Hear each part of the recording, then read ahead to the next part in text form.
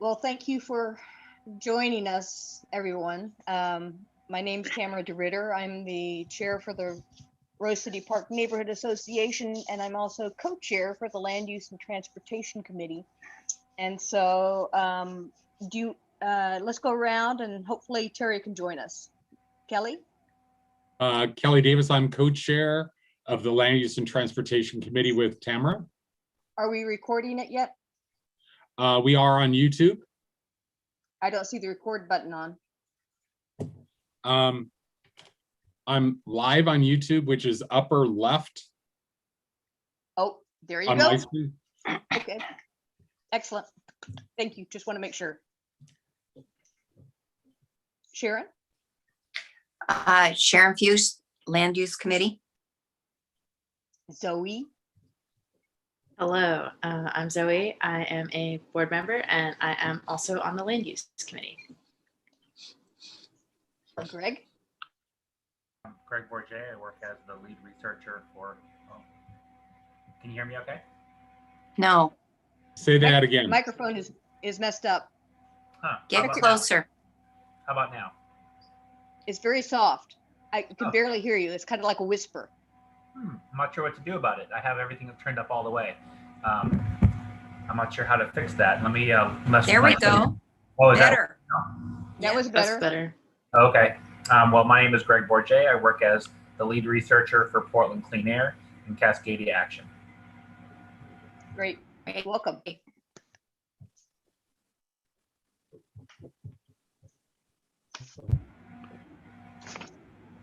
So tonight we've got a fairly full agenda. We've got the minutes of January, because we didn't have a meeting last month. And then we go into new business, which includes air quality. And that's what Greg is here to talk about. Then I have a few items that have come up, stuff about House Bill 3065, and Main Street guidelines. Then we have PBOT, and then Rose Lane, and then we have updates on the Shelter to Continuum, Ambassador Lounge, and DOZA and the construction projects. Is there anything else we need to cover tonight? That's a lot. It's a lot. That's a lot. Okay. Well, let's get through the minutes. We've got minutes from January 21st. Has everyone read them? I read them, but I was not at the meeting. I had just a comment about whether or not Mr. Winston had compiled all the public comments for you on the bikeways project. I don't know. I haven't seen any commentary from him. Okay. He said he was going to do that. It's in the minutes, so I wanted to know if you got them. Nope, nothing. Nope. Okay. I will follow up with that. Thanks for catching that.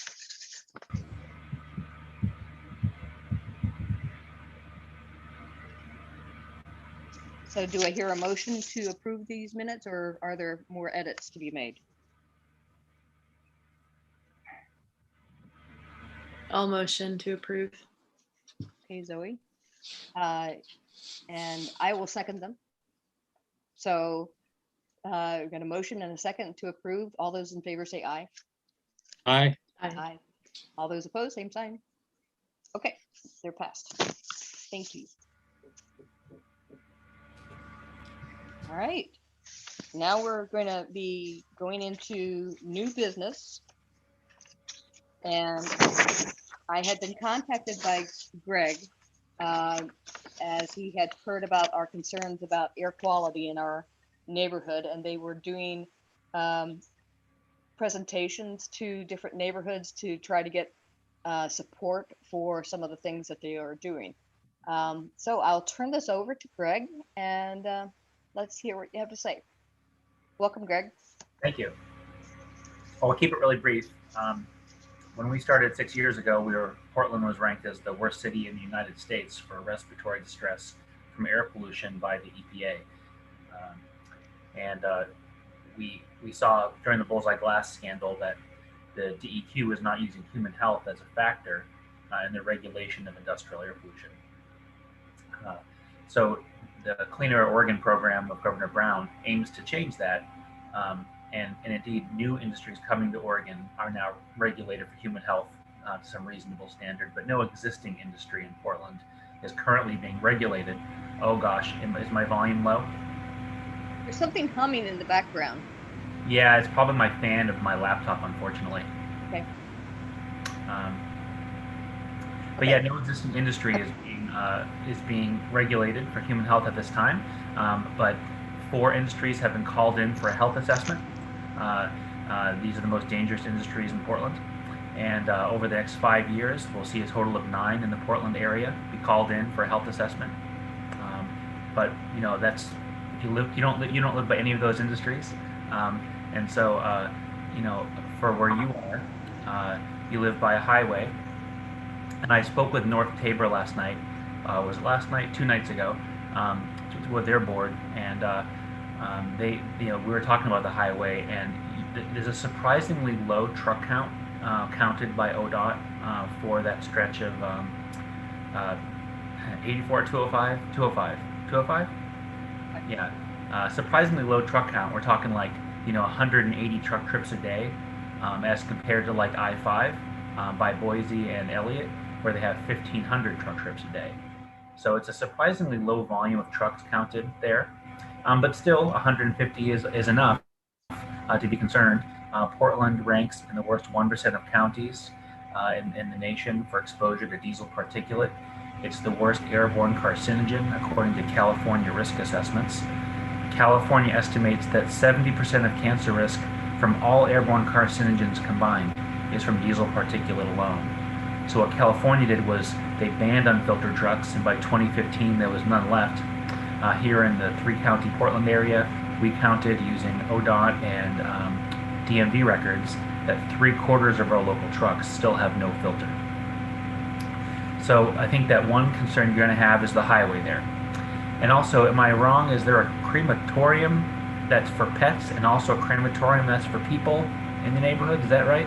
It's one and the same, yes. One and the same, okay. Well, I'm no expert on crematoriums, but here's what I know. I believe that they're not allowed to do any dentistry at a crematorium. So the gold and mercury is all vaporized. Well, the gold is, I think, melted. The mercury is vaporized, and I believe all that mercury amalgam fillings gets vaporized and sent up the smokestack. They emit VOCs, half of which is benzene. So there's a significant amount of benzene, which tends to be what people smell from a crematorium. And then there's criteria pollutants, which are bulk, bad for your health kind of things like carbon monoxide, sulfur dioxide, etc. So anyway, there's some emissions there. I worked with one neighborhood, and gosh, I have to really remember who they are because it's been like 6 years, but we copied DEQ records together, and they told me about their neighborhood battle to deal with reining in a crematorium, and I'll have to remember who that is, go through my records. But when we were copying the entire air contaminant discharge permit system of the DEQ and put it online for the first time, this was about 5 or 6 years ago, that was like 5,000 pages. I remember that there was some crematorium manuals that we were copying from the DEQ's records because the DEQ is tracking that. So I do believe I have some records on crematoriums in Portland from that. But anyway, I'm no expert on crematoriums, but I am become all too knowledgeable about the DEQ's lack of regulation. So if there is some reasonable mitigation, it tends to be not used in Portland because it's not required. And so I think with a little bit of research, I don't know if you've done that research already, and to find what alternatives other crematoriums use. What we've been doing is citizen action to get these kinds of control devices put up on industry. In the last 3 years or so, since the Bullseye Glass scandal, 10 industries have either put up a control device or ended an industrial process at a cost of about $1 million or more per industry, solely because of citizen action. Citizen action has been very effective since Bullseye Glass. No industry wants to be the next Bullseye Glass. But to aid, to help that along, we've been reaching out to help more people participate in this effort. So we've been canvassing, and 3,000 people have joined the group and donated money. 2,400 people stay in touch with the newsletter monthly. Also, 52 neighborhood association boards have provided a liaison to this project. So what the idea here is that all of us together can have expedited board decisions to take collective action. We also work with 15 churches and synagogues and 6 other local groups. 3 of those are coalitions involving 18 to 24 other groups each. And so what we do is we work to get a letter to the polluter outlining the science. We tend to do all the work on that, and then it goes to the board. Then the board rewrites it because it's their letter, so they consider the tone and the neighborly viewpoint that they're gonna have this relationship with the polluter, and so then the letter is completed. Then we circulate that among the participants, and some of these letters have there's I think 8 letters right now. Some of them have 30 endorsements from organizations on them, so that sends a message. And then we follow up, and sometimes the responses to the letters are insufficient, and so the boards will want some citizen action, and so we as a group work on providing what's needed so that groups with limited capacity who are stakeholders and live next door to these facilities don't have to be constantly working to get the job done. We provide all kinds of resources. One of the things that we've been doing a lot of lately is working on particulate and VOC monitoring of industries with neighbors. We do that with the bike-mounted devices that can scan the entire neighborhood and map diesel particulate and now VOCs for an entire neighborhood, so that you don't have to guess exposure. You have some science there. So that's the quick overview, and I'm glad to support Rose City to deal with either the highway or the crematorium, and we have all kinds of volunteers working with the project who work with me to make that happen. Thank you. Yes. Remember Michelle Neidiger, our former land use member and board member, did all of this extensive work. And Greg, she might be willing to be in touch with you regarding our neighborhood crematorium. She found all sorts of things. She solicited our legislators. And when she got to the DEQ, it was nothing but stiff arm.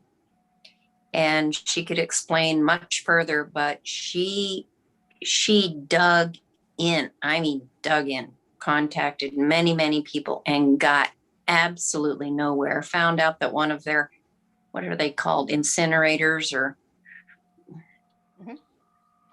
burners, I don't know what they're called,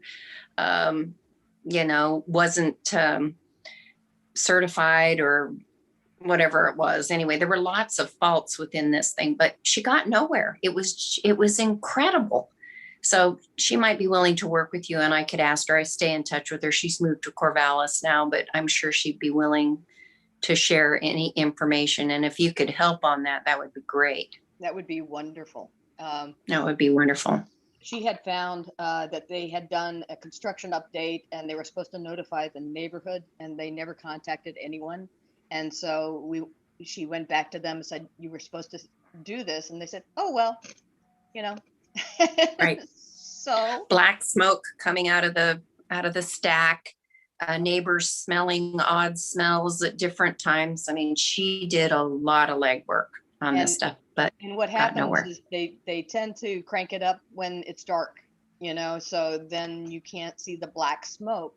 But there was actually a big puff of black smoke caught on camera, and then it was I think on ATE or something like that. One of the TV programs for news picked it up and said, "Hey, there's a whole batch of that black smoke coming out of this crematorium." There's Grandma. There's Grandma. Yeah, Grandma. Oh. Comment a little bit, not about the grandma part. So Yeah, just a little bit of information about the DEQ. So in Oregon, we have unlimited corporate donations to our legislative politicians in the legislature. The politicians in the legislature, they have unlimited corporate donations.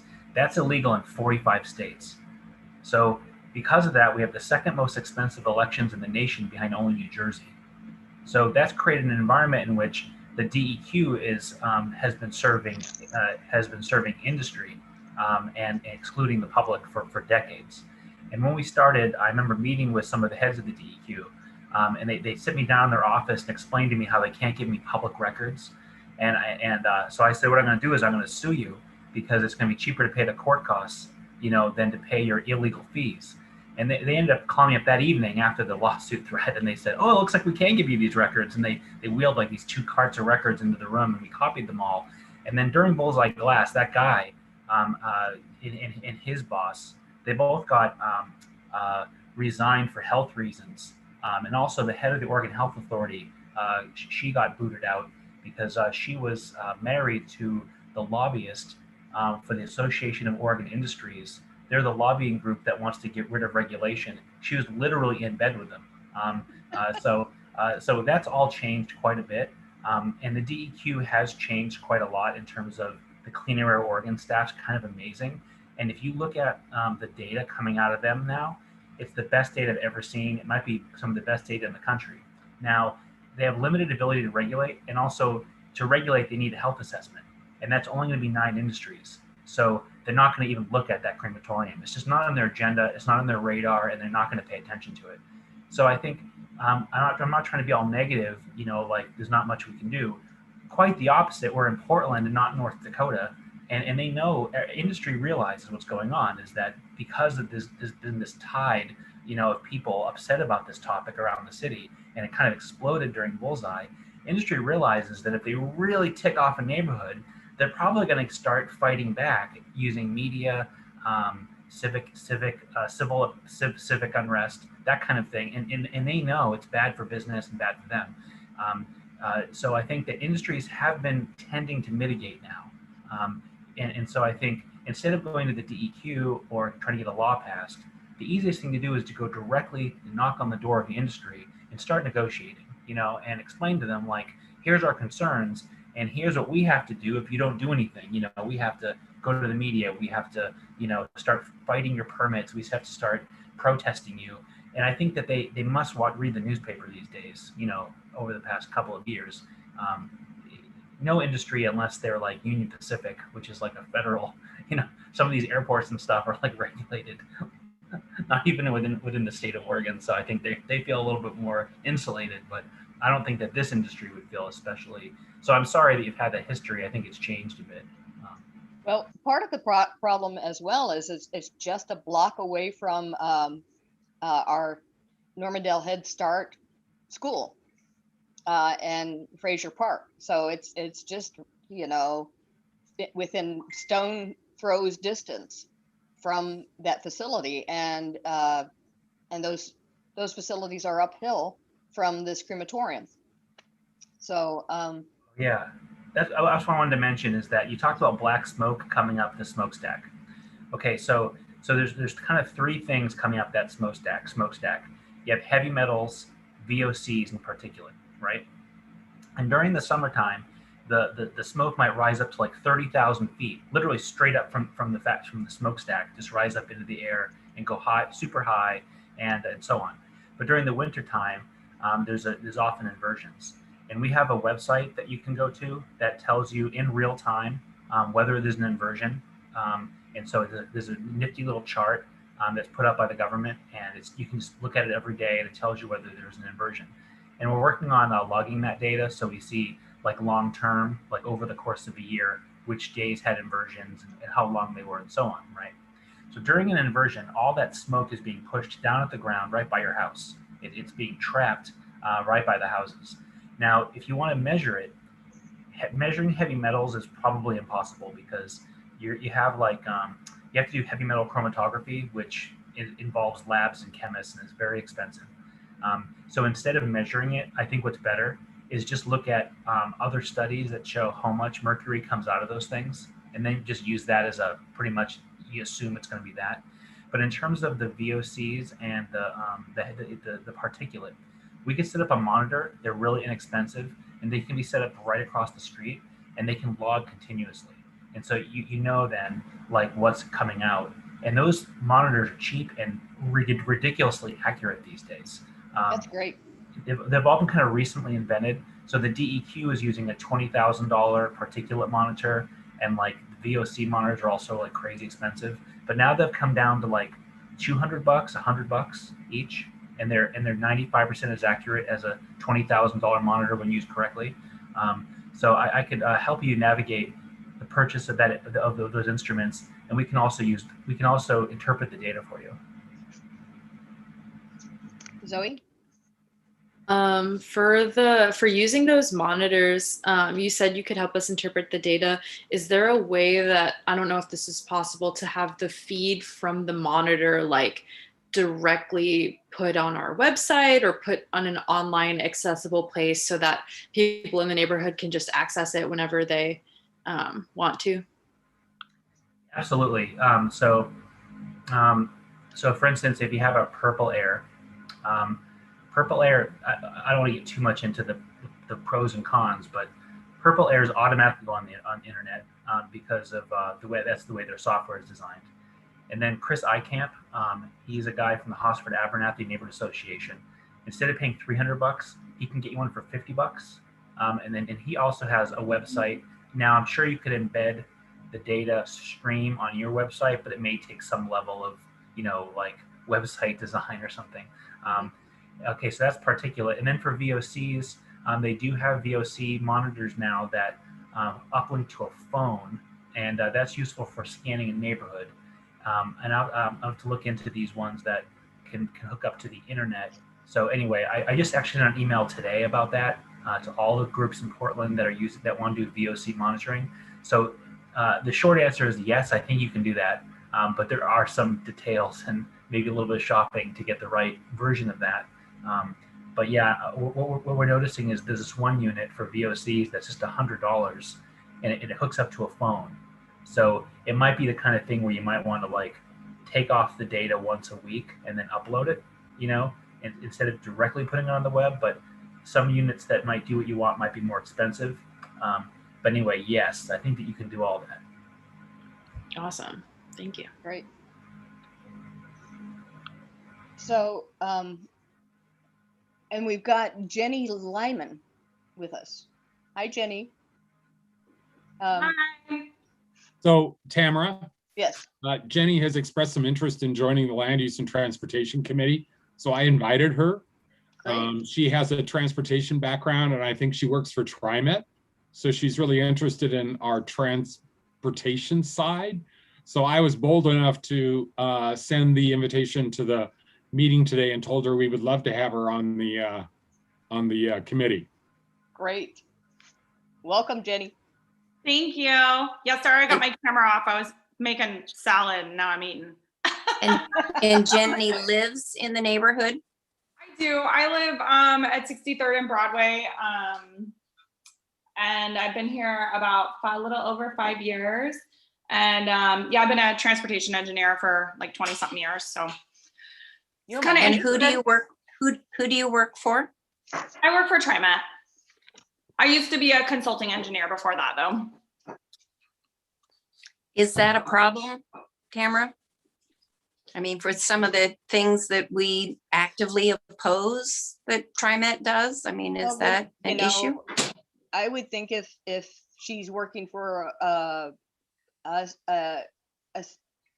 organization that we then oppose, she would have to recuse herself. Probably. On the one topic. And declare a conflict. Conflict of interest and those type of things. So we can work around that. But there's not very many times that we have rallied against TriMet. I think it'd be great to have her. Yeah. So do we have to vote on that, Tamara? On what? Adding Jenny to the committee? We don't have any protocol. Okay, so Jenny, you're on. You're on, Jenny. So now, Jenny, do you have any questions of Greg? I was like 2 or 3 minutes late, so I had zero context. I mean, I listened to what you said, but Okay, I don't understand. I guess I have no context as why we're talking about this. okay. Well, there is a crematorium in our neighborhood, and also we're abutting I-84. And so we have some air quality problems in our neighborhood from both of those items. And Sure. Sandy Boulevard. And Sadie But Boulevard. what's the are we intending to do something about it, or with the information, or what's the intent? What's the goal? The goal here is finding out more about what they are emitting at the crematorium, and at least getting documentation of this is what the air quality is. We may even have, a way to monitor what's coming off of I-84. And Greg, you had done some research on I-205. Did you do any research on how many trucks run on I-84?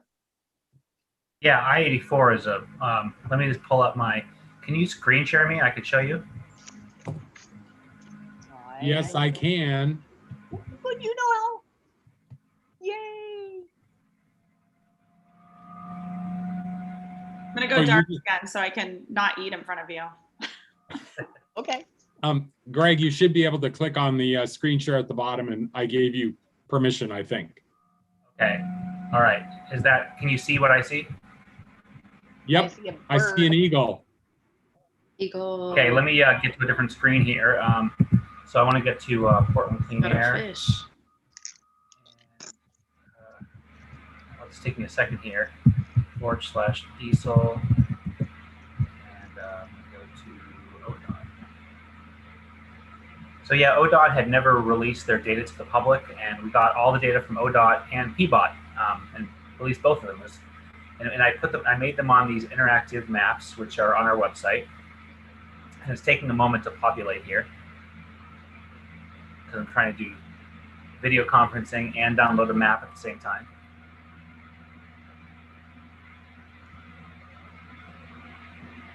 While that's loading, I can just briefly mention, oh wait, here it goes. Oh, yeah, okay, there it is. Your fan Okay, is so loving that- this. You're just about ready to blow up.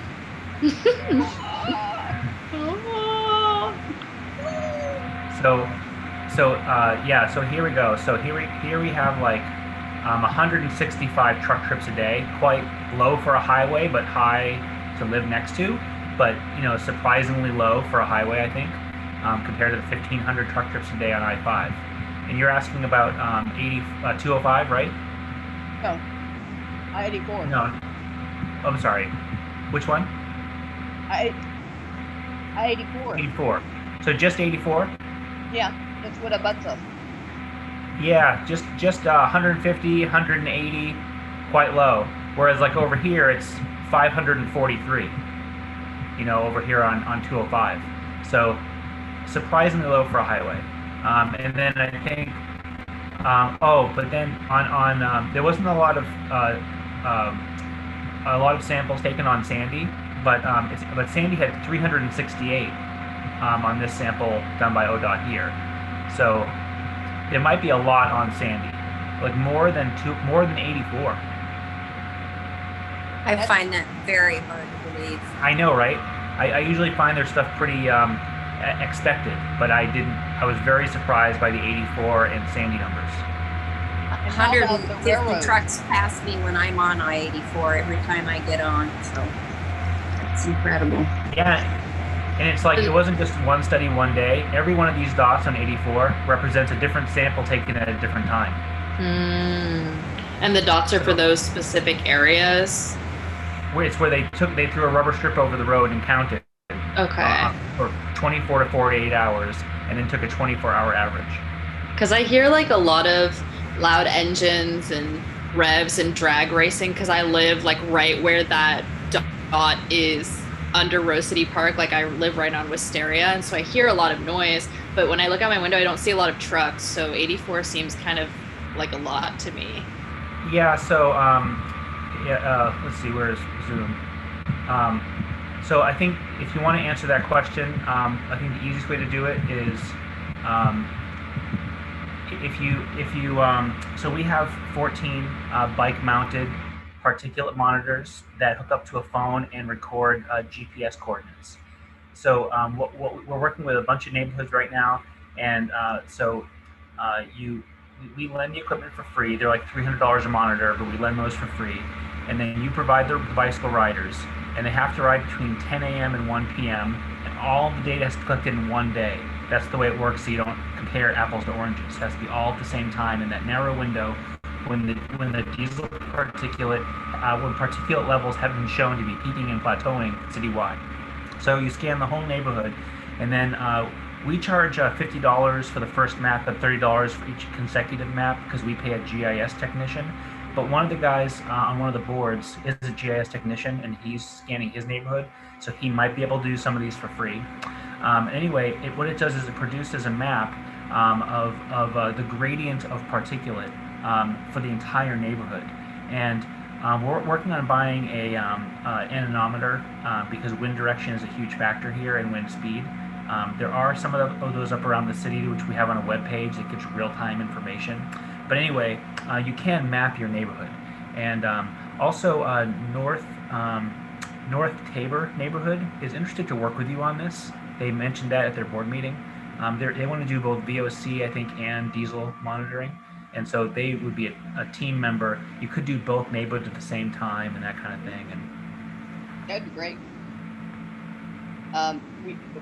One of the things that I've noticed during the winter months, I can really hear I-205 at night going down Broadway. You know, it's like, because I'm on the corner of Broadway and 52nd, and it's just like noise from that direction is just strong. And so I'm sure we get pollutants from I-205 as well, coming down those corridors.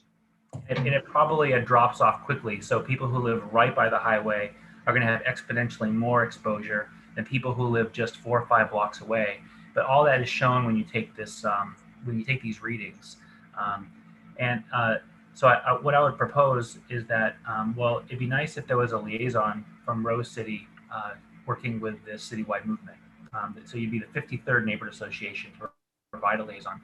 And that person doesn't do a lot of work. I mean, some of them do a lot of work, but I'm saying that at minimum, you're ferrying neighborhood association letters to your board for endorsement. And then it's someone who I can have a relationship with to talk about like putting up monitors, or in the case of the crematorium, we could help you make a report that explains it for the neighbors so that they know all the facts in one place that's all cited and all conclusive. If you want, I could help write a negotiating letter to the industry with you. And all that is done. And also, if you want citizen action, like we'll escalate to the point of, when I was with Earth First, we chain ourselves to bulldozers, but that's probably a little extreme. A citywide call-in, that kind of thing, for a really recalcitrant industry that refuses to, be reasonable about reasonable things, you can escalate. We work to provide that. But the liaison is a person who I can have a relationship with, so that over time, if you're annoyed by something with us, the liaison's like, Greg, what are you doing? And we can work it out, or if I think that your neighborhood's being unreasonable, someone I can talk to and say, gosh, the industry's offering you a scrubber, what more do you want? That kind of communication is so effective. That's why we've been doing that. So I don't have to go to every board meeting, because I'm spread a little thin because there's so many groups involved. So I've just, so we could offer a lot of resources, and the easiest way to have that exchange is through that person, that liaison, a person who hopefully attends board meetings on a somewhat regular basis. Okay. Do we have an environment committee still? The board that doesn't know? Well, we had one person, and he was the environmental committee, but he had to. Right, and then Michelle was going to be part of it, and then there was going to be a multi-neighborhood gathering. Does CNN have a environment committee or nope, anything that could take this on and be the umbrella organization for 7 or 8 different neighborhoods? That might be us. We're doing that for 52 neighborhoods right now. Well, but CNN is our neighborhood coalition that would encompass us plus the other ones. So if they had an environment committee that you could have one point of contact, since apparently we no longer have an environmental committee. We like to have a point of contact with each neighborhood association board, although we do work a lot with NECN, the Northeast Coalition of Neighborhoods. We have for years. They've been given, they donated a monitor, and they'll get things out to their list. And so we do love to work with the coalitions, but we see coalitions as kind of a separate organization, you know, like one more organization to work with, which is great. But it'd be great if well, for starters, if there was one person here who could act just to get the information between Rose City participants and myself, and you know, one person who could maybe put in like a half hour a month. It's not a big task there. And then also, I'd wonder who here would want to, for instance, be part of an email chain where we're looking at the you know, the crematorium, and you know, just reviewing it, and maybe taking some collective effort to write a report. I mean, I can do a lot of the work, but often someone in the neighborhood is, you know, keeping up with it because they really care about the issue, and you know, they don't just leave it to me. I'm just here to help. So Tamara, can we take this to the next board meeting and see if a board member might be interested in being on this environmental committee / working with Greg? I think that'd be a great idea, unless there's someone from our committee that would like to do that.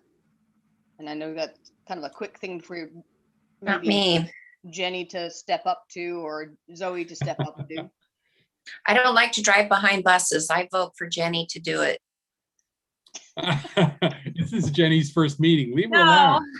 Oh, it'd be good for her. I agree. Yeah, I have Hunting. a lot of responsibilities like stacking up, so I don't think I can add something well, I can wait else, till but- the board meeting, you know, to approach that, and I would like to talk with Sharon, you know, outside the meeting to connect with, what's her name, who lives Michelle Neidiger. Mhm. Yeah, I would love to talk to Michelle, because if Michelle has a bunch of records on her computer, that's going to save us a lot of research. You know, that would be fantastic, because She really it sounds like does. she's done her homework. Yeah. She does. She Excellent does. information. If you email Tamara, she'll forward it to me. If you I email did Tamara, that. she'll forward it to me, and then I'll get in touch with Michelle to get in touch with you, Greg. Great. So I'll start the research by talking to her and on the facility, and then I'll talk with Tamara about attending the next board meeting, so we could talk about what do you call it, monitors and reports and negotiations, things like that. So as a committee, do we want to make a recommendation to bring this to the board as getting one monitor and check, you know, following up on the crematorium Yeah, at this point? And then maybe coordinating with North Tabor? hmm I think that's something we should bring up with the board. Okay. So I I make a motion for that. I'll second. Okay, all in favor, say aye. Aye. Aye. Hi. Oh. But for us that is recording this, what was the motion again? The motion is to bring this to the board with the idea of getting at least one monitor, and then coordinate with North Tabor and maybe have come into dialogue on other things that we collaborate with them on. Okay. Okay, so we got a motion and second. All those in favor, say aye. Aye. Aye. Opposed, same sign. I think Jenny abstained. Have you abstained, Jenny? Yeah, but I'll say aye. Okay. I was like, maybe I can take a pass on my first month. Apparently not. Not a chance. They're vicious. Tossing you in the deep end. Come on. All right. So our next board meeting, I think you know, is like April 6th or something like that. I'll put that on my calendar. Okay, Could you email me about it? I can do that. That'd be great.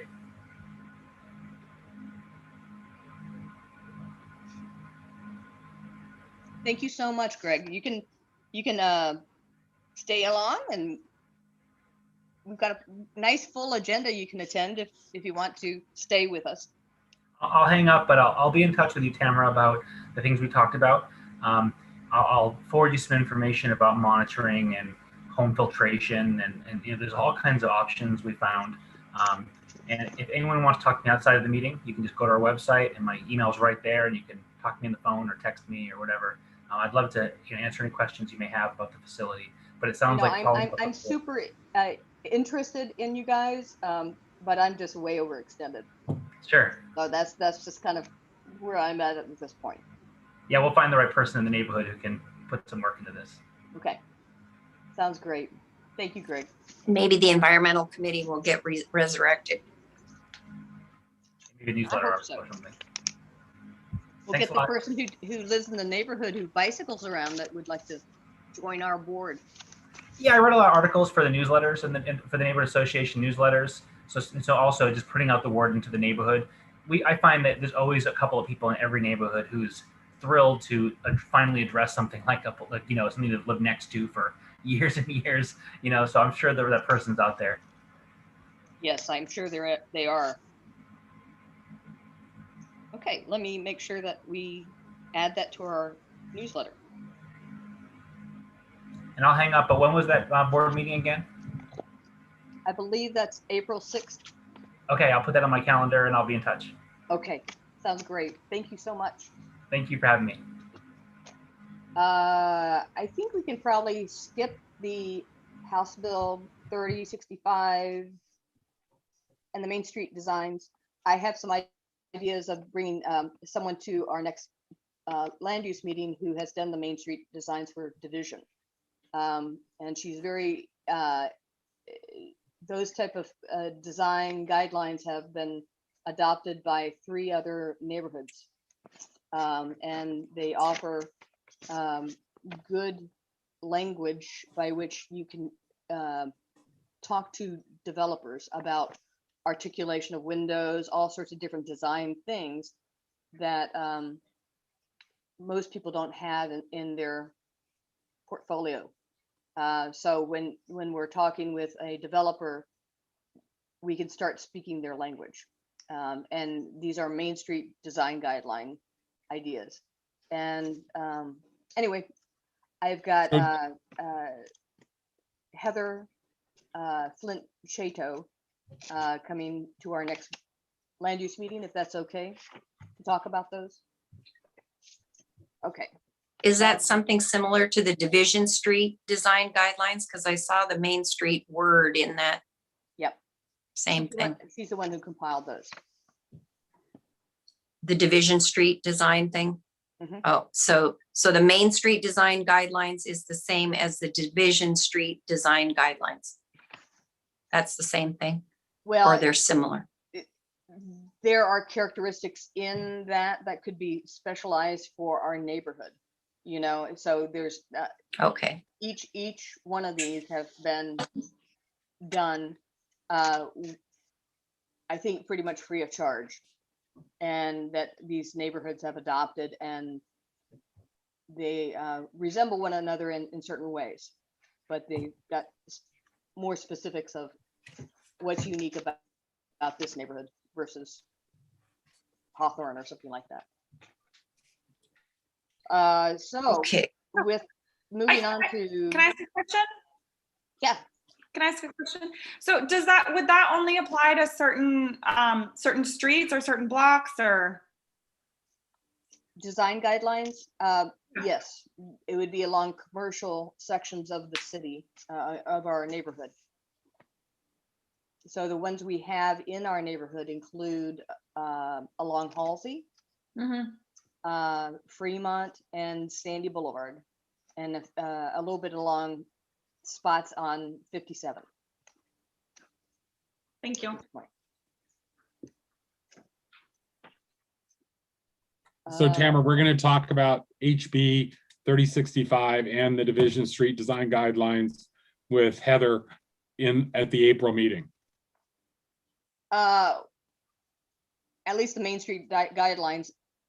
I just put HB 3065 in case anyone wanted to talk about that.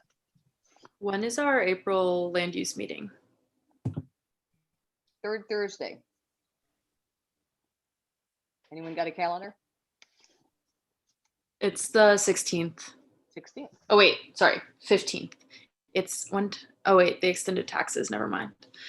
They're due in May now, but they were due April 15th. They were. The House Bill 3065, I tried to read that, my eyes crossed. I didn't understand exactly what it was. Well, it deals with This tolling, right? obviously is going to be dealt with. I mean, the city must have provided testimony because this is actively going through the legislature, I take it. Was this a question for us to provide testimony also, or No, just I just wanted information? to give you a heads up. The reason I think I sent it out in the email that ODOT has it's PBOT is opposed to this bill because it ends up that funding for impacts of the tolling are not being paid by this bill, and they should be, and so what they're saying is PBOT saying, if we're going to put tolling in, you've got to help us figure out how to mitigate this and the impacts, say on Sandy Boulevard from the folks that don't want to go down 205. And instead All through the neighborhoods. Yep. That we need funding for these measures because if you're going to be enacting the toll. Anyway, I wanted to bring it up, and I don't know if we want to support them in their lobby or not, but I wanted to make you aware of it. I would support them in their efforts to oppose this at this point. Okay. Given all the cut through traffic problems we've had in our neighborhood already. Okay. You want to make a motion? I make a motion that land use committee recommend to the board that we support the city's opposition to House Bill 3065 as it now stands.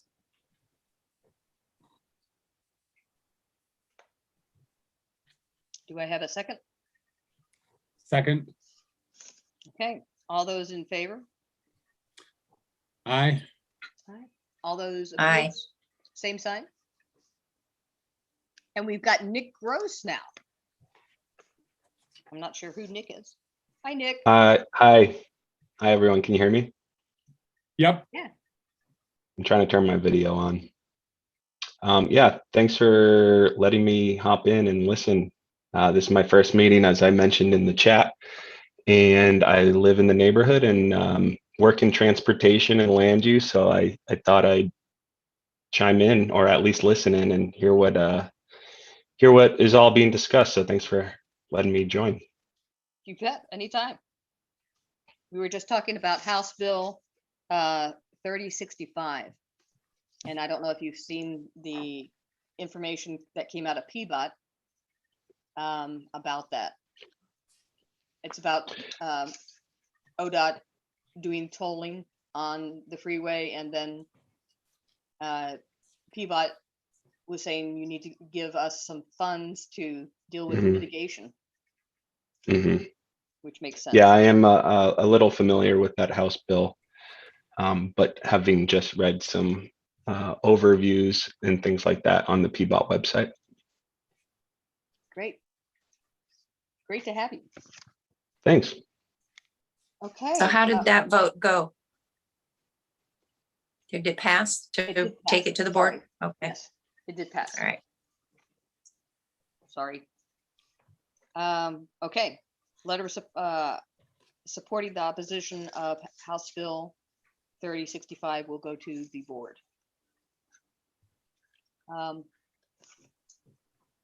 Now we're at the PBOT 70s bikeway. And we Good are notes on that, Kelly. That was very informative. I wasn't at the January meeting, so I was glad to read the notes, and then commented that I want to see the public comments that were given, and Mr. Winston said he was going to compile those public comments for you. So I'd like to see it. Well, they So- got a ton, like 400. Right. 1/3, 1/3, 1/3. I'd like to hear them all, and I'd like to know who's making the comments. So Kelly, you want to summarize the Rose Lane, not Rose Lane, but 70s bikeway? So the 70s bikeway project is this thing that PBOT is doing to extend the bikeway. And their idea is to make 72nd, which goes through the Rose City Golf Course, a one-way for vehicular traffic down, correct? Correct. And it would be two-way for bikes up. And they looked at alternatives, including trying to do a ramp and other things that proved to be too expensive in PBOT's mind. And so because they're challenged with doing public meetings, they did a postcard mailing to people within 300 feet or whatever the direction was. And they ended up getting over 400 comment cards submitted with comments that Winston, the PBOT engineer that joined our last meeting in January, said were 1/3 positive, 1/3 kind of okay with what they were doing, but not incredibly positive or negative, and then 1/3 negative. But one of the things he said at the meeting was that, they were still compiling all this information. So I didn't know why they knew 1/3, 1/3, 1/3 when they haven't been successful yet in compiling all of the comments. And then finally, he said we were kind of pressing him with, is this really a good idea? And what do neighborhood associations and neighbors do? And he kind of gave us a little primer on, well, if you have a loud enough voice and write letters to the commissioners and to the mayor, you can be successful in getting this project either delayed or stopped. And I thought it was interesting that he told us what to do if we're not supported. Anyway, we have heard from a few neighbors that are not really too excited about this. And part of it is the ramifications of traffic in the neighborhood. And, Sharon, I'm sure, has a strong opinion that we'd like to hear too. I wasn't very complimentary when I took the survey, so they probably got me identified with some very strong language. I was very unhappy with the way they managed the 60s bikeway. I feel strongly that they come to us only to check off a box, to say that they've sought public comment, but really it's a done deal, and are very poorly receptive to any alternate ideas that we have, and might take even the most hint of a suggestion that perhaps we might be even leaning in their direction as a positive, and then they just run with it. So I'm just still stuck on the 60s bikeway, which is right at the intersection of where I live, and a very dangerous hill that they would not budge from, and demanded that this was going to happen. And then per every 10 blocks that they're trying to create these bikeways, 72nd is the natural spot. So that was my view, and I'm sure my name is in bold. I submitted comments too, but I don't. What are your thoughts? I'm an avid cyclist, and I walk a ton up and down 72nd. my comments centered around how are you going to ensure that the traffic, the what is that?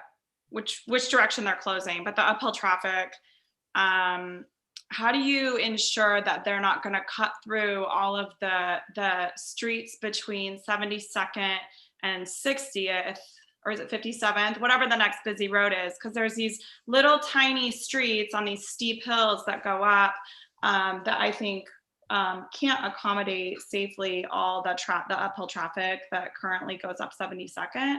So that was I'm not opposed to the project at all. I just said that I would like to see some kind of mitigation for how you encourage the vehicles to get all the way over to, is it 57th or 60th, wherever Get on 57th. Yeah, how you get the cars to go all the way to 57th or all the way to 82nd, instead of, because I would be particularly concerned about the streets between 72nd and 57th. I just think that the majority of those can't probably safely take that traffic. So that was all I said, was that I would like to see some kind of mitigation there. And then there was another project that they had online open house for it, and it was in the same mailer as the 72nd Street Bikeway. I can't remember what that project's called, but I think I see a really big issue with a lack of safe pedestrian crossings across Halsey,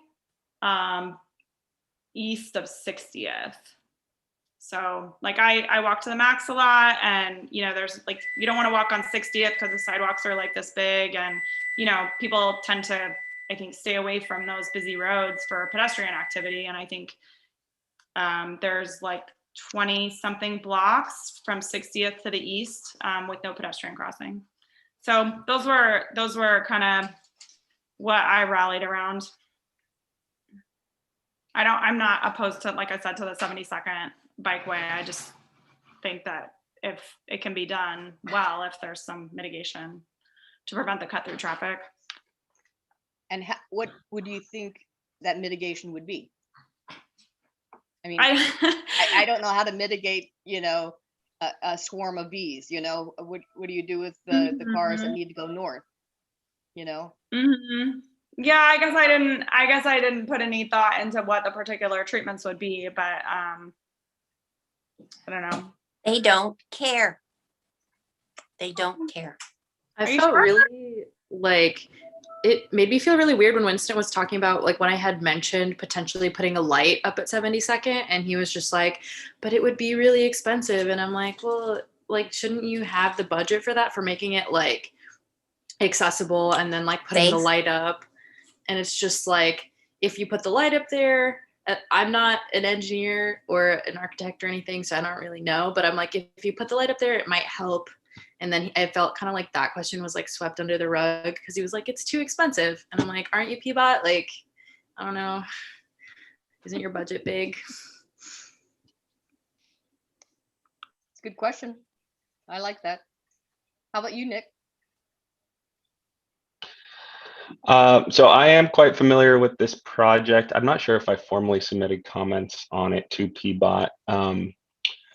So I guess, I forget the woman who was just speaking. I'm also an avid cyclist and use my bicycle for utilitarian purposes and recreational purposes. So I'm often on my bike pretty much daily, I would say.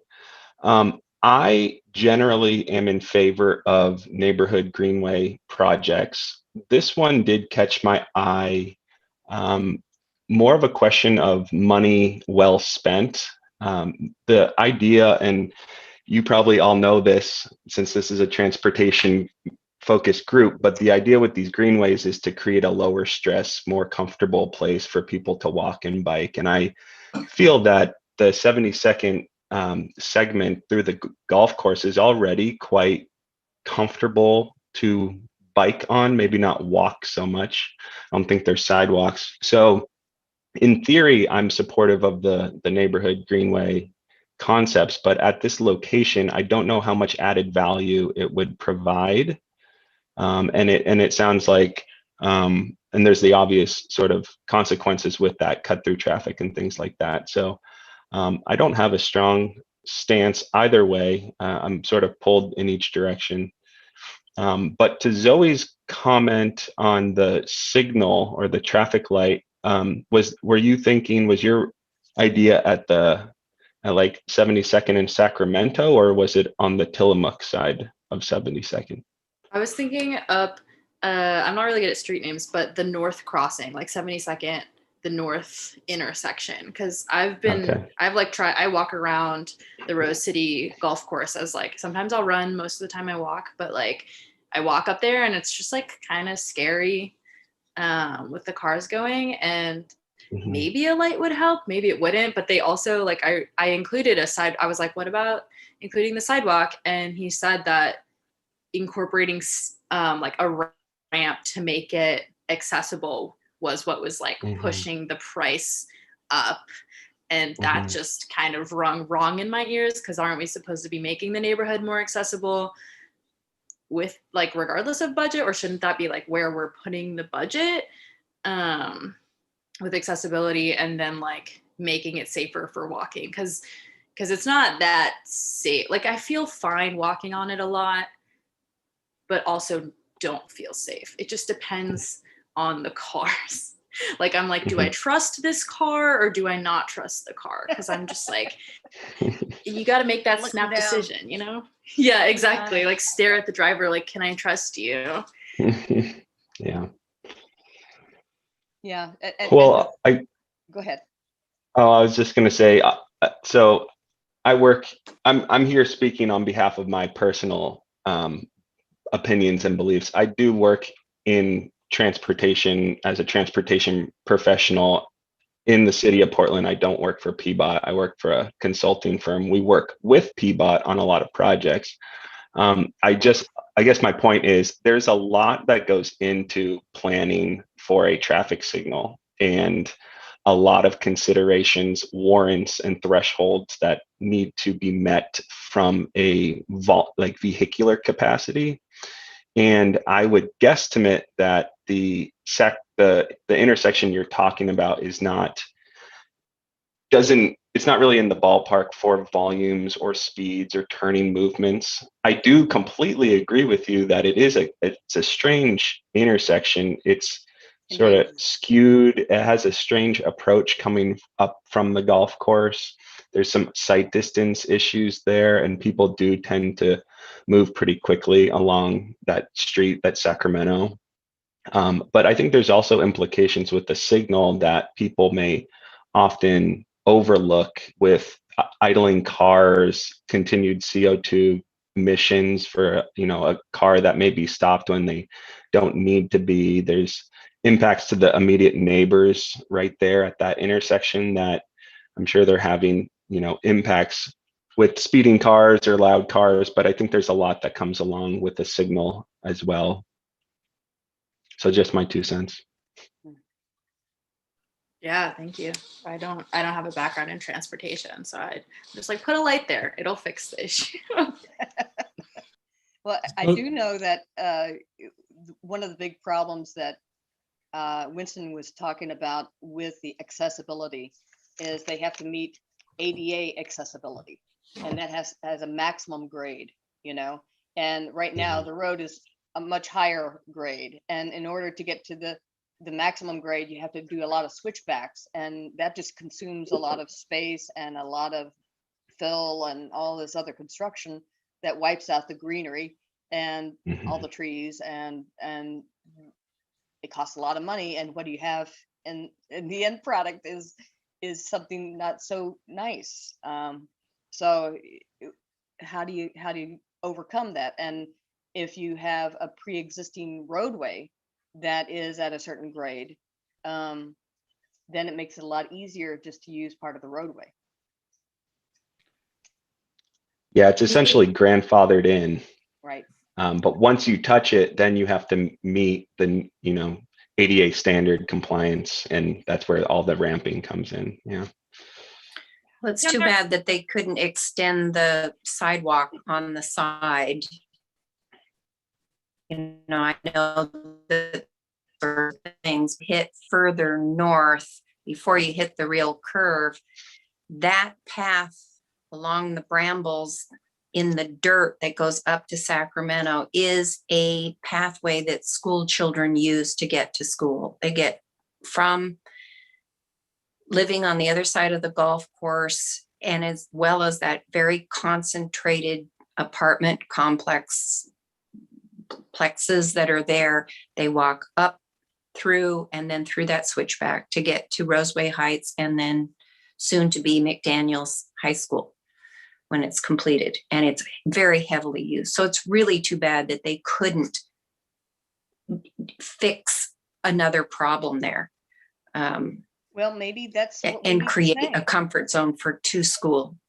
Pardon You me? know, that it is a critical connection between these underprivileged apartment complexes and the public schools, and it's used on a regular basis. And in order to do them justice, we do need to have a more expensive fix.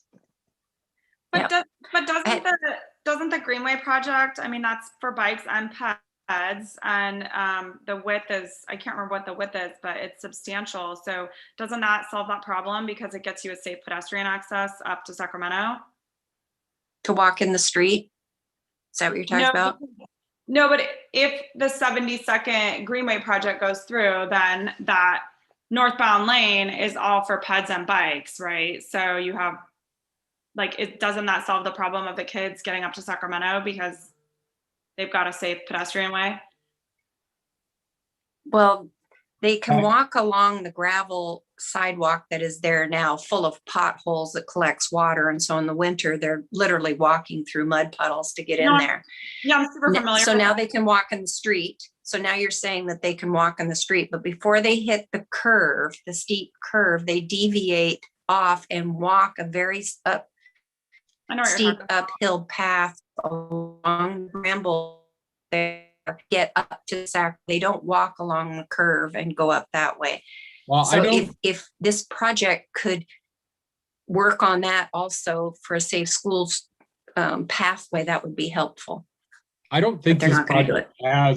has a pedestrian path as part of it. I think it's just a bikeway because they can't really encourage pedestrian access there because it doesn't meet any of the ADA requirements. You know what? My understanding was that the Greenway was for bikes and peds. So they're going to walk in the street. Right, but that lane is closed for cars, right? And there's weren't there candlesticks down the middle to prevent cars from going in the northbound lane? So I guess what this group could do is make what we're talking about is making a recommendation to the board on what action we recommend is taken on this. And I'm kind of interested in maybe us considering recommending that PBELT go back to the study that they did, which provided a safe pedestrian route, which probably involves some stairs or switchbacks. And that would maybe solve both our pedestrian problem and the bike problem. Yeah, I don't think that they can do stairs. I know like the most recent project that I worked on at work, the Southwest Corridor, we couldn't do any stairs, even in like steep corridors along Barber. This you need to, the ADA is kind of a preventative for that. So you have to do a long switchback. And they get really, really long because if you build them, then you have to build them to, current standards. So they end up being monstrous. And maybe they could be like what they are proposing down at the MAX station, where they've got the switchback going this way, but they have a stairwell going down in the middle, Mm-hmm.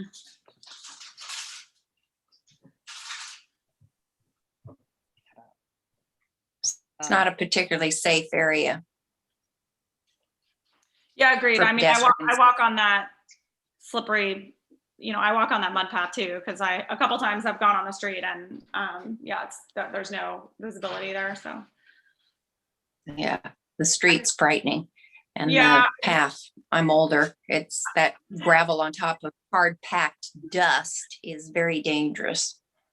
Yeah, I'm gonna take another look at that 72nd Street Bikeway project, but my recollection is that the lane that each lane northbound and southbound for the bikes was big enough to safely allow pedestrians too. So that's probably what they're thinking. Mhm. Do you know, Nick? I do know that the closing of the lane is intended to accommodate people walking and biking, not just bikes. Mm-hmm. Okay. And then that gets them out of the ADA issues when you're going linearly along the road. Well, the kids aren't going to take that. They're not going to go up on the road. They're going to take the dirt path. So it's too bad that couldn't be a helpful fix for a safe schools path for them. Well, maybe that's their response, is that we can ask for them to address safe schools and bring up the issue of the. Are you talking about the Ellington apartments accessing that and the whole Rose City complex down there?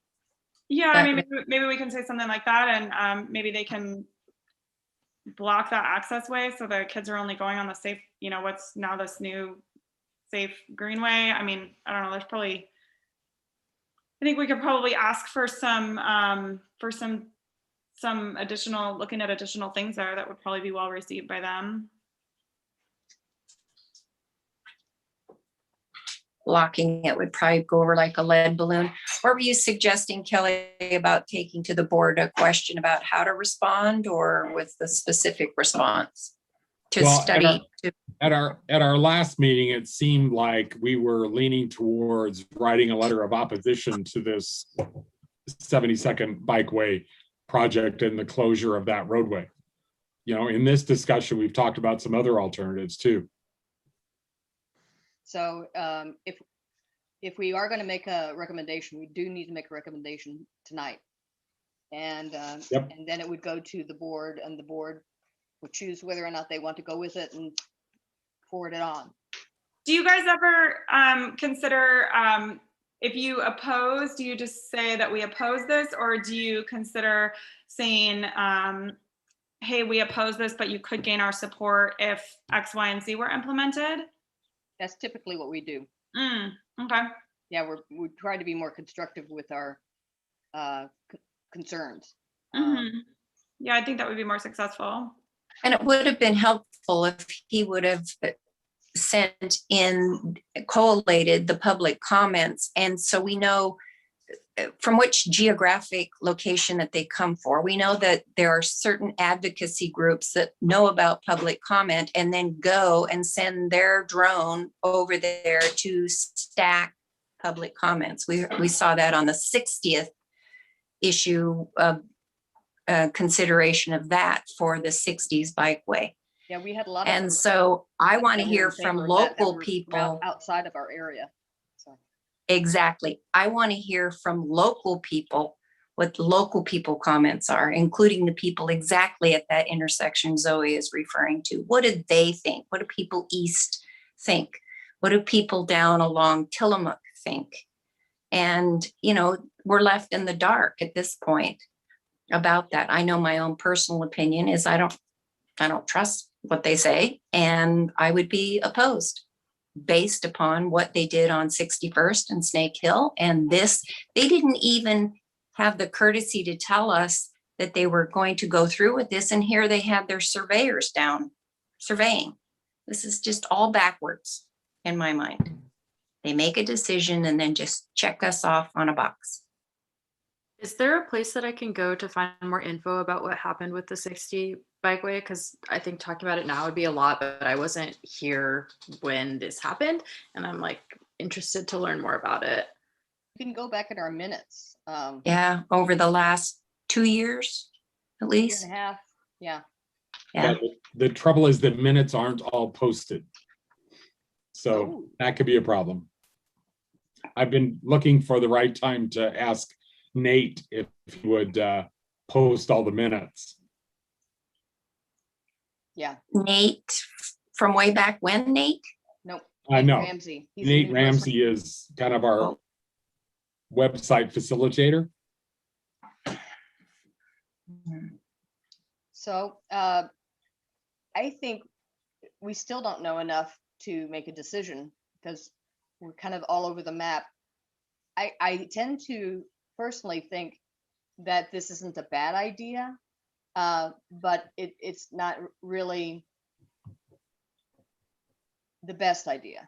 I think I just wish there was an alternative for the pedestrians in this situation, because I know that the kids will go into the gravelly sides where they're used to, and if we ask the PBOT to close that off, that will just make the kids upset. You know, why are they closing off our pathway? And they, I don't know. I'm not sure how to make it better for pedestrians in that situation. For say, yeah, walk on the road. Yeah, it'll be safe. I don't know.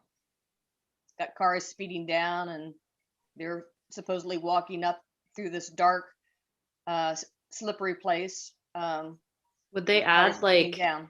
lights at least too? I mean, there's like a couple, but not many. Well, the good news is that Winston said that, you know, the most they're doing as improvements here is paint striping and those temporary bollard things. Mm-hmm. So he said if it doesn't work, you know, then it's not that hard to switch back to what it was before. Mhm. Yeah. I mean, I guess So it's if we like, don't, so if keep we going. don't feel strongly about it, maybe what we need to do is to let it move forward and, you know, monitor the situation to see if it does have horrible impacts on traffic in the neighborhood streets. And if we hear a lot from neighbors that it isn't working, then maybe there's some action we should take then. I think that's understandable, and I like that approach. Me too. Well, what about asking him to provide the collated public comments, including locale from where they come from, as well as a traffic study? Is that what you were mentioning, Kelly, that he had said they were going to do some further studies? I don't Traffic remember studies? that. Is that what the minutes say? No, I thought you just said that a few minutes ago. No, it Some was other study that mostly the collating of all the comments that hadn't been done yet. Not sure if the public comment included where they are. Well, the notes say that additional traffic counts and studies will be forthcoming, and PBOT will share that information with RCPNA. So we need to reach out to him for that and for the collating of all the comments. Okay. Are you trying to meet a deadline for responding to him, or you know, can we wait until he gives you the comments and then respond? I think we need to reach out to him to remind him that we're still waiting for those. He said he would get them to us after the January meeting, so it's been over a month. And the sooner you're in on the discussion, the better, because once they get a certain percent down the road, you do not have a snowball's chance in getting anything changed. Yeah, Zero. like they were almost at 60% design or something like that, and when they get to that point, it's like, okay, the ball is rolling, and they don't tend to stop. Okay, I will Don't delay. do diligence and get a hold of Winston and ask him to provide the public input if they have the information of where they live, and then also traffic studies. Sound good? Yep. Yeah. Okay, all right. And Now a question for me, as this is my first meeting. So Tamara, when, let's say you do get the public comment and the traffic studies, then how do you distribute or make that information available to this group? We have an Outlook list, and it goes to Okay. everybody on the list. And Nick, if you want to be a member of our list, as Jenny says she wants to be, we can add you to our committee. That'd be great. Yeah. Are you good? Okay. I'm so- absolutely in. Yes. Okay, so I would need to get your email at some point. Okay. Can I put it in the chat? You can put it in the chat and I'll see if I can. Okay. All right. So we are woefully. You have to sign a conflict of interest form. behind. Right. I Both need to of get mine can do that. updated also. Yeah. And Nick, they told me at the beginning, they told me I have to recuse I'm new too. I have to recuse myself from things that I'm working on professionally. Right. Only if we Makes sense. oppose, you know, if we're dealing with something and we oppose something at TriMet, then you have to recuse yourself. And so you just have to be honest so you don't skew the decision one way or the other. Right. And what's personal opinion versus employer PR? Right. Yep. I've walked this walk before. I, again, am here representing my personal opinions strictly. So, Me too. Okay, so we are down to 8:23 and we're not on time. Now we're How down it to goes. Rose Lane. But that's coming up for our next general membership meeting, and that's coming up on the 30th.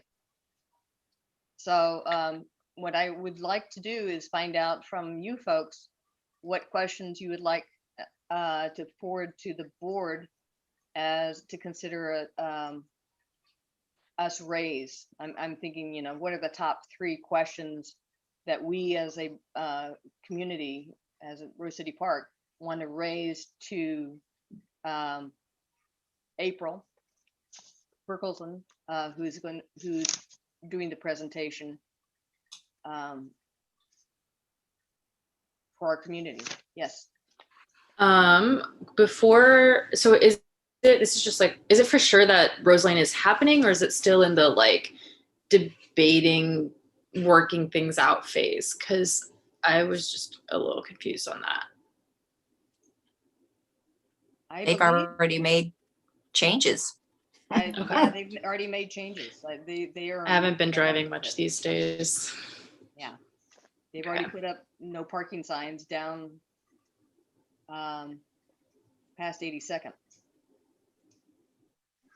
I guess the question I would have is what outreach they have done to the businesses along Sandy Boulevard and got input from them as to how their businesses will be impacted from parking removal.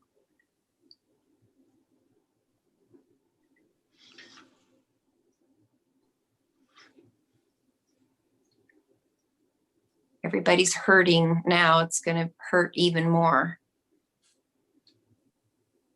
Well, the whole purpose of the Rose Lane project is to facilitate, you know, bike and pedestrian and high efficiency bus travel. Exactly. Vehicular travel is secondary or tertiary on their list of things. And one of the things we've always talked about is the fact that vehicular traffic is important too. And I'm not sure of what kind of traffic studies need to be done in order to demonstrate what the vehicular challenges might be for some of the things they're talking about. Yeah, I mean, to add on to that, I would ask Jenny, like, what are their contingency plans or just like plans for where is the rest of that traffic going to go, and like how are they going to manage that? Because I just feel like I'll see a lot more traffic on Wisteria and like a lot of neighborhood traffic like increase when cars are no longer able to go down Sandy as much, down and up Sandy.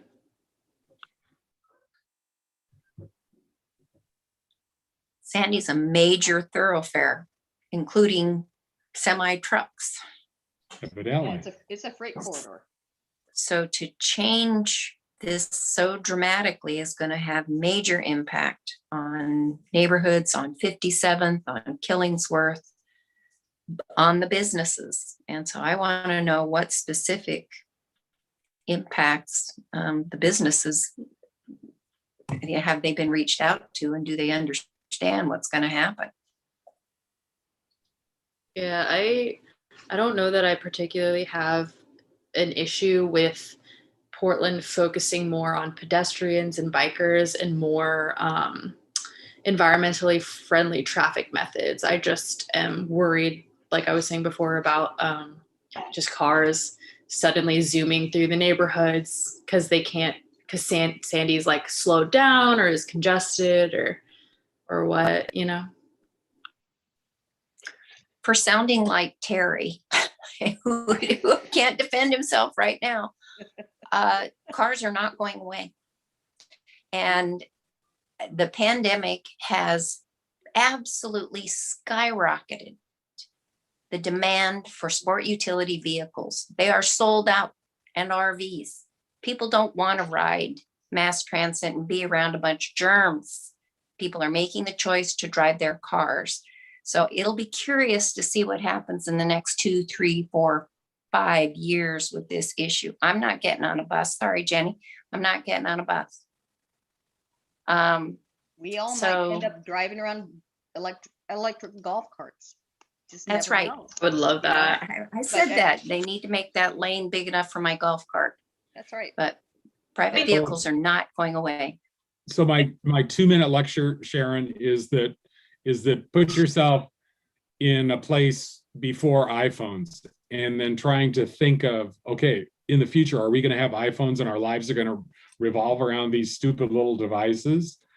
So I think in maybe 10 years, maybe 15 years, I'm not going to have a car. I'm going to call up on my phone, and a driverless vehicle is going to show up at my doorstep and it's going to take me somewhere.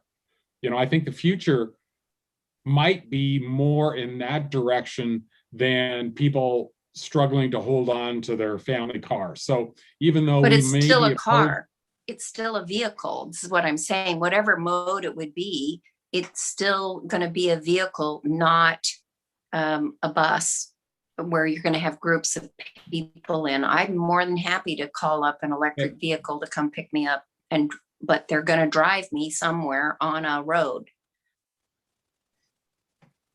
Could be like those tiny smart cars, because those are like really small. And I could easily see like driverless smart cars on the one-way lanes. I'm just like, this is just conjecture right now, but like one-way lane driverless smart cars, and they're so small that like you can have about the same amount of traffic. I don't know. That might be a reach, but. And they join together like little train cars. Yeah, and then they're like robots. Oh my gosh. Yeah.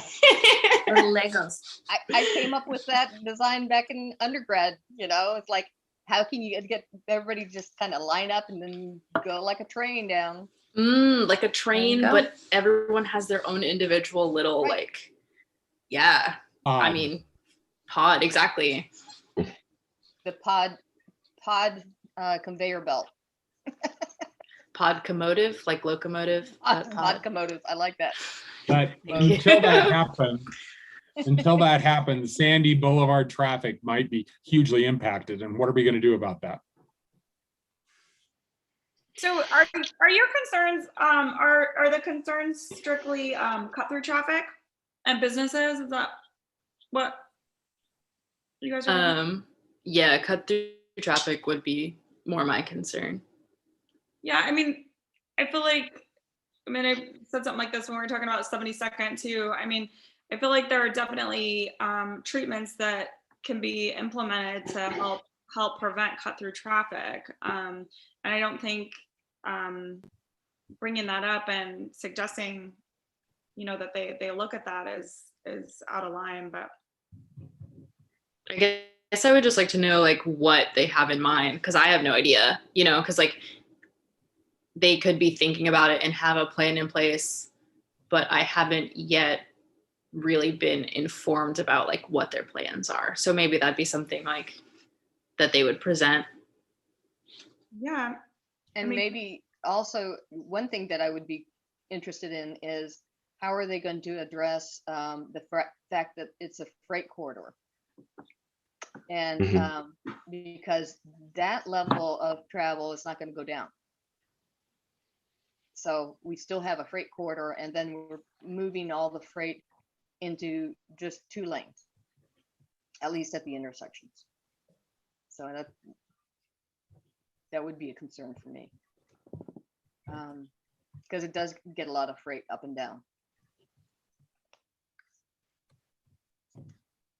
Yeah, to Zoe's point, I think, really making sure we understand the scope of these projects before we start taking very strong stances for or against them, because we're starting, some of us are, including myself, are starting to generalize some of these projects as the Rose Lane project, a walking, biking transit plan project, where really it's focused on efficient transit.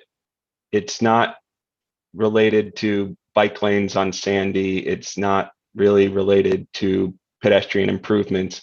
It is related to pedestrian improvements around transit stops, but what it really is making the bus more efficient so that the bus is not queued up in traffic. And so to that end, the bus is still a vehicle, and there's, it still needs to be processed on a road just like a car.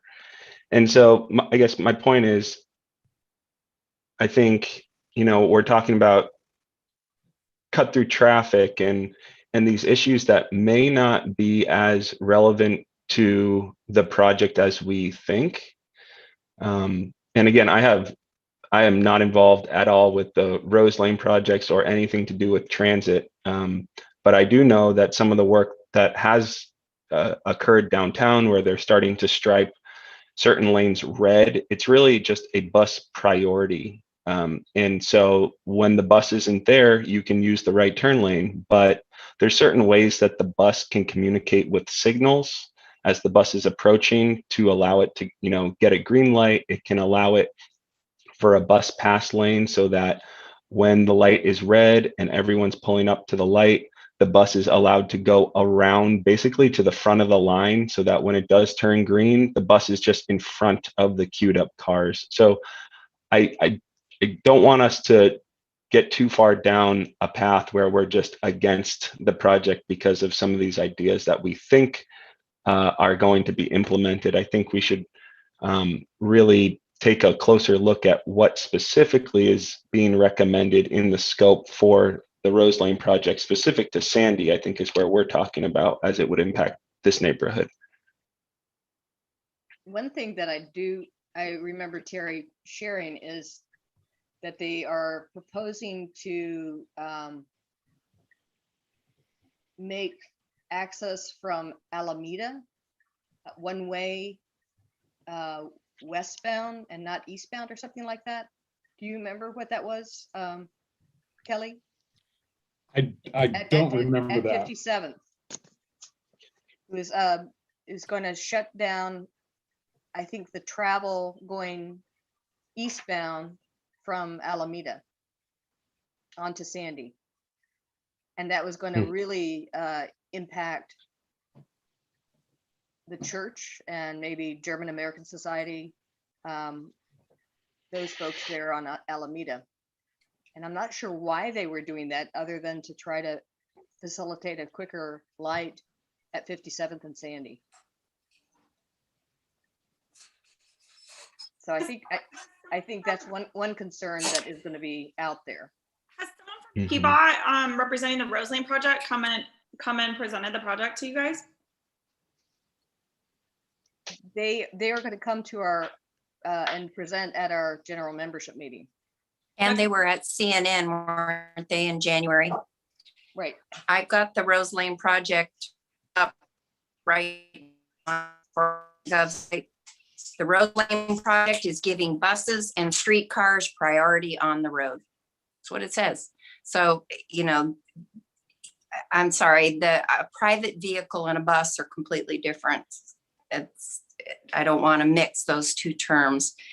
And again, the businesses are going to be impacted by removal of parking. That is very impactful for them. And I'd like to know what their opinion is on this.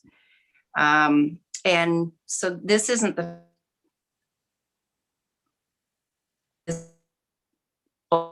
Sharon, you're cutting out. You're cutting out. totally ignorant Sharon. subject. We don't know every bit of it. I'm sorry, we're not totally ignorant on the subject. Let me get closer to the Wi-Fi here. We're not totally ignorant on the subject. We have had a lot of input on it in our meetings. So don't feel that we're just totally negative on this and everything else, but. Oh, no, I don't feel that way. I don't really know anything about the project. And I was just wondering if a representative from them had come and presented. Yes. Good. Yeah, to the coalition with Central Northeast Neighbors. But I would like to formulate a question about their closure of Alameda for them to address. So they're closing the intersection? They're closing the eastbound travel from Alameda onto Sandy Boulevard. Oh. From what street to what street are we talking about? Alameda to Sandy Boulevard. They're probably just. And you said eastbound? Blocking eastbound traffic so people don't use Alameda as a cut through, right? Yeah. They were just trying to shorten the light at 57th because the trips going north and south on 57th are failing. And so their solution is to just remove one of the avenues of getting out. So it would be at the ahead. German American Society that it would be blocked off there. Yep, and Our Lady of Lavang and all those other folks that use that intersection to get out of those facilities would not have that access. So they would have to loop around to 54th and then go out that way. Yeah. I mean, I could see how that could work, but it seems very, because there are those buildings there, but is anything in this, the building, the church building? It's like right next to my house, but I forget what its name is. It's the Vietnamese. It has Vietnamese on it. Yeah. I don't know that anything's. Aren't they moving to Gresham? Yep. That parish is moving to Gresham, right? They're moving actually down to Sunnyside. And they already did. Something large will probably go there. Apartments or something. That have cars. And That's it may be a synagogue, it may be apartments. Yeah. Because that's the new business I was going to think of removing their historic designation. I was going to have us discuss that. I'll try to remember that for next time. Well, I got the skinny from the lawyer who actually put out the notice, and it was apparently the historic nature was something that was part of an inventory in the 80s, and it was placed on the buildings without any public involvement or owner's knowledge. And so it's a voluntary thing, and so they are allowed to remove it. So that's kind of where they're at. And they're doing. So you didn't reach out to the Catholic Church, right? Tamara? What? Have I? Yeah. No. So I have a couple of contacts there. When I reached out a few months ago, I think I'll reach out to them again and see if they can give me an update on what the development plans might be. Maybe they'll say more than what the attorney said. True. I did hear back from Jennifer, who is part of the committee that was working with Our Lady of Lavang with Ed. And I told her to keep a watch on that site on Portland Maps to see if they have applications. And apparently they came through, and applied for a request to rezone it to commercial. So that would be a legislative matter, and they don't have any access on Sandy Boulevard, so I don't see how that could go through. But Yeah, that's it's a what's going tough on call right now. for commercial. Okay, so I'm going to try to formulate a question here for Alameda. Have you done traffic studies to determine where all the traffic would go that is currently going eastbound on Alameda from these major facilities on the street? And just put it out there. Mhm.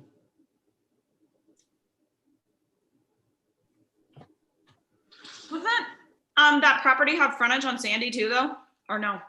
It does, but it's got like a 15-foot tall retaining wall. Right, but Yeah.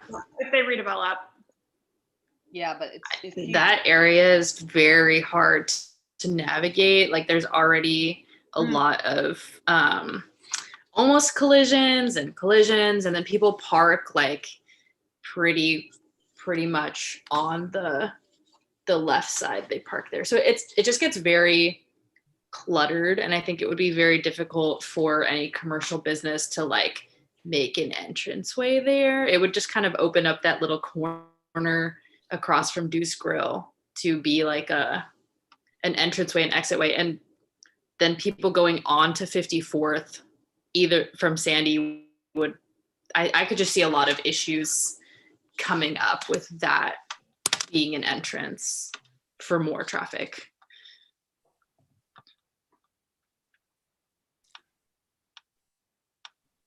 I mean, they could do it, but I just think it would be difficult. Okay, it's 8:44. What I've got down so far is, what outreach have you done to business, to the business community, and to find out the impacts on them with parking removal? Does that make sense? Yeah. Second one is, where is the existing traffic on Sandy going to go to? And third is, have you done a traffic study regarding the impact of closing Alameda eastbound onto Sandy? And where will this traffic be diverted to?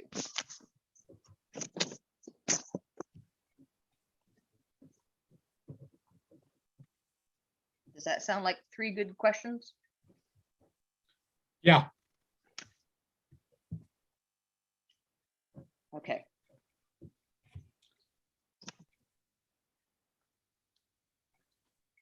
All right. Okay, so we have those to go forward to the board. And what I'll do is send out this as an email to the board saying we're looking for 3 top questions, and I'll probably do a quick survey so we come up with the final 3 questions before our meeting on the 30th. Sound good? Yep. Okay. All right. Do we need to take a vote on those? No. Not really finalized. Okay.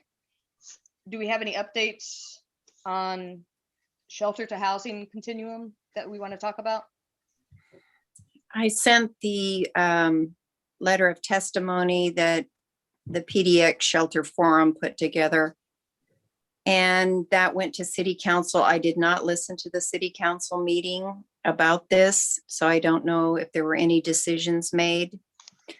I can tell you that I attend a number of meetings, various meetings, some in Eugene, some in Cottage Grove, looking at different shelter advocates and what they are doing in their areas, and listening to a lot of ideas. And I've mentioned this before, and I'm going to mention it one more time, is that we as a neighborhood need to do an inventory of our neighborhood and see whether there is anywhere that our neighborhood could have, whether it be even on private property, church property, small house pods, Well, whether they be mini houses. There's gotta be. You're cutting out again. you're cutting out, buddy. I agree with you on that. And one of the things that I did About it and be I aware did that, attend the be aware that it could, sorry, am I cutting out? you are. I'm sorry, it's this stupid thing stuck in the wall. All I can say is we just need to think about that at some point, someone's gonna ask us to house the unhoused in our neighborhood. And the Mhm. question is where? And I feel strongly that we really can't debate that internally and put it in minutes, Golf course. because that's pretty dangerous. If we would come up with, we had an idea about housing some of these guys by the ball field off of Normandale Park. Right, I agree. No, I completely agree. I'm just asking us to think about it. That's all you have Okay. to do, because it's good. So we're not shocked, because it's gonna come back to us. They're gonna ask every area in the city to ask, about this. Now they're looking at East County, and these people have risen up and said, look, you can't just throw all this burden on us. It's got to be dispersed throughout the city. So Well, it's they gonna are come. bringing up the idea of using the golf course. And so that is coming up. One of the things that was brought up several times by folks, that we should allow them to locate temporary housing in open space and parks. And so, and Urban zones that are open campgrounds. space. So that is coming up. And also I heard that that whole idea of temporary housing being placed in Rose City Park Golf Course was being presented to Southeast Uplift sometime this week. So it is coming through as far as an idea. And so we need to be understanding that this is one of the things that is coming up. I testified at the meeting, and a couple of the items that I think we need to be aware of is they had changed definitions for household, which makes sense to me, but here what they did is they took out the component that said you have to have related family members to make a household. And they said you can have up to 8 bedrooms in a house. And that would be considered a living unit, one house. And if you had a group home, it would be 9 bedrooms or more. And they were wanting to say that that's an allowed use in all residential areas. And I said, no, you need to make sure that group housing at least is a type 2, because then you get notice to the neighbors, so they understand that there's an impact of 9 bedrooms or more. There is a limit on the size of the structure for a group home in a residential area, and that's 3,500 square feet. But that would be, it could be SRO or boarding house or whatever you can think of, but they're trying to make that an allowed use, just permitted outright. Yeah, So- I think that's a good thing. Yeah. Yeah, of just having like, I don't know, I guess I just see a lot of houses here in Portland that are like private properties on like double lots, and they're these huge houses and they're like single family occupied. So I'm like, why not have spaces like that where it's like 8 or 9 rooms, and like it's just it's a household and like a dwelling situation. think when there's 8 bedrooms is a good size. I mean, that's about the size that you'd get for, I don't know, what you find in Laurelhurst, but you could actually make a bedroom that's pretty, with really, really small bedrooms, and cram them in. And then you end up having, Okay. 15 bedrooms and a kitchen. So kind of like a slumlord situation. Right, right. Yeah. So I worry about that and that kind of impact. Yeah, I see where you're coming from. Without it That's being multifamily area that has right next to transit. Mhm. And one of the things that I recommended also is they had marked out that no industrial lands should be used for temporary housing. And I said, What? well, that's one of the prohibited areas. And I said, no, light industrial needs to be looked at because you have lots of light industrial, like where Danner boots are, and even along the railroad tracks, that's all light industrial in our area. And some of these places are vacant. You got big warehouses, these type of things that are fairly close to transit. It makes a lot of sense. And you have utilities Right. where you wouldn't necessarily have the utilities where water and sewer are the primary ones and access to a street. You don't necessarily have all that with the open space. Right. Yeah, I think that was a good point. I think what happened is they couldn't get through all the folks that wanted to speak, and they set it over till next week. They didn't make a decision, of course, and they were planning to do that next week. So if we want to make any comments, now would be the time. And we've got 7 minutes left.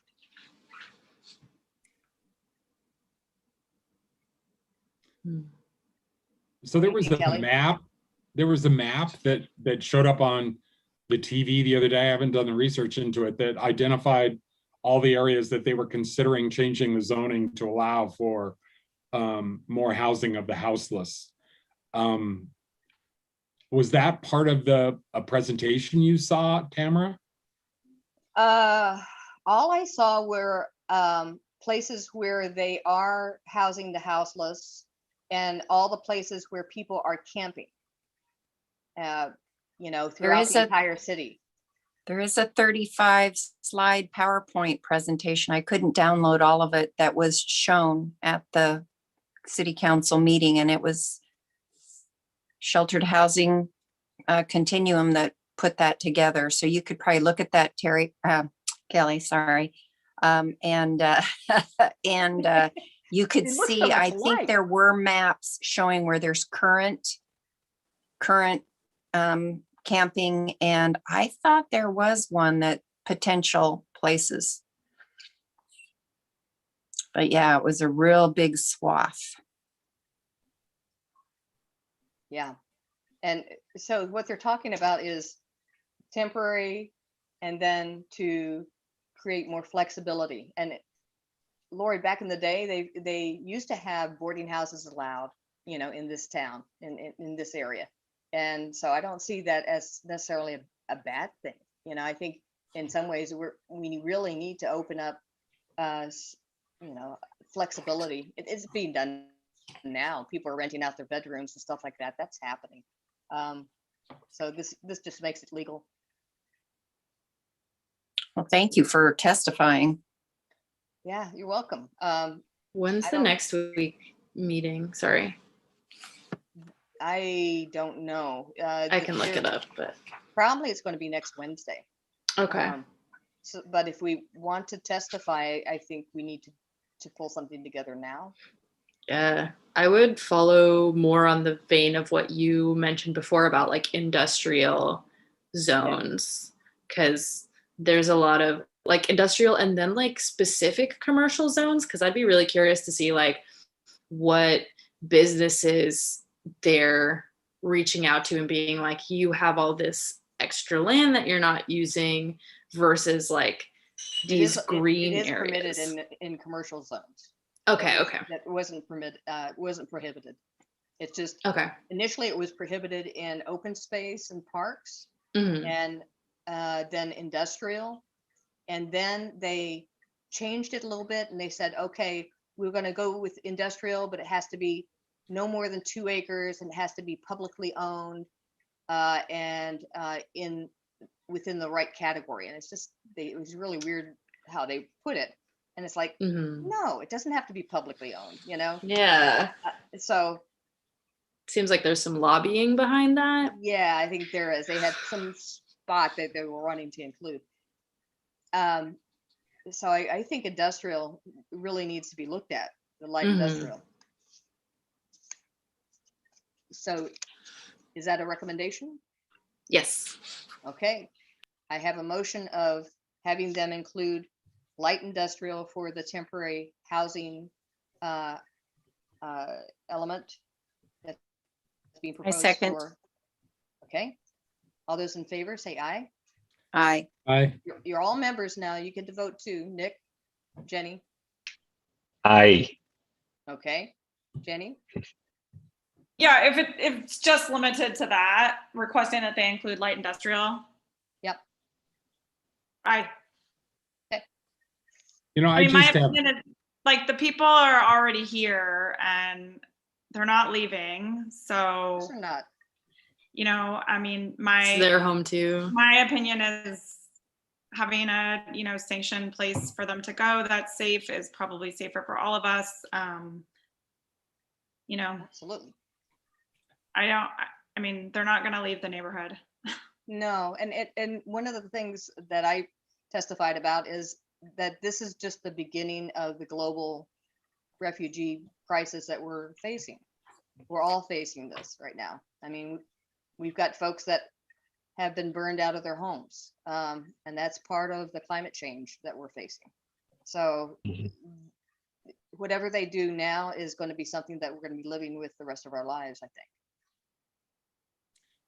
I just think the neighborhood association has to be careful on how we deal with recommendations regarding the homeless or houseless, excuse me, because, we're supposed to represent the broad majority of people within Rose City Park and represent their interests. And I'm not sure we know where all the neighbors in Rose City Park are. I know Zoe is pretty progressive here, and I think that's a nice alternative, or it's a nice opinion for us to hear. But before the neighborhood association gets too deep into recommendations, we probably need to have a better understanding of where the neighborhood is. Recommendations for placements For within placement. our neighborhood. Is Yeah. that what you're talking about? No, I agree.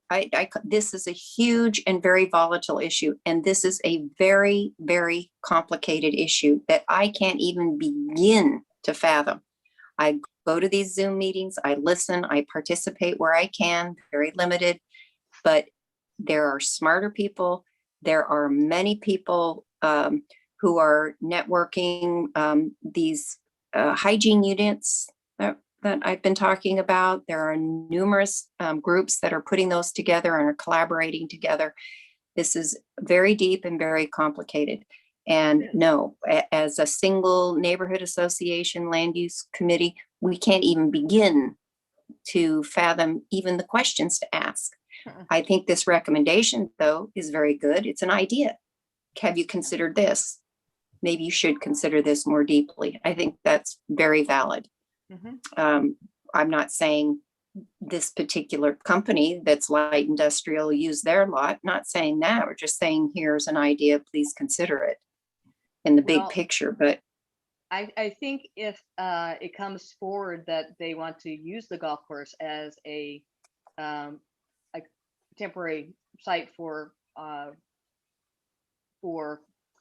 camping or housing, we probably need to have a special general membership meeting discussion about that. With multiple neighborhoods involved. With our neighborhood and our neighbor Madison South and Roseway. So it needs to be a full discussion, and how we conduct that is going to be interesting. And so I'd like you guys to think about that. We might figure out ways to do a breakout session, and serial meetings and breakout sessions, so people can then talk, and then we have all this information on whiteboards and pull it together. I don't know, but it's going to be tricky on Zoom to get everybody's comments down, but I want to make sure we take the time to do that. Well, and it might be when we can have actually public meetings, maybe it's in the summer and we can have neighbors gather. That would be great. I would love Who it. knows? Okay. Well, we're out of time. We're at 9:02. So thank you everyone for your time. And Nick, before we go, I need to make sure I've got your email. It's in the chat. Yay. Great. Thank you, Nick. And thank you, Jenny, for joining us. Oh, thanks for having me. So you'll add me to the future invites too? I will. I don't know how you get added to the email distribution list. Tamara, who does that? Nate does that as well. Okay, so I'll reach out to Nate and get him to do that. Okay, Okay. Is Ed Gorman fully off the board and everything now? Yeah. He is. Oh.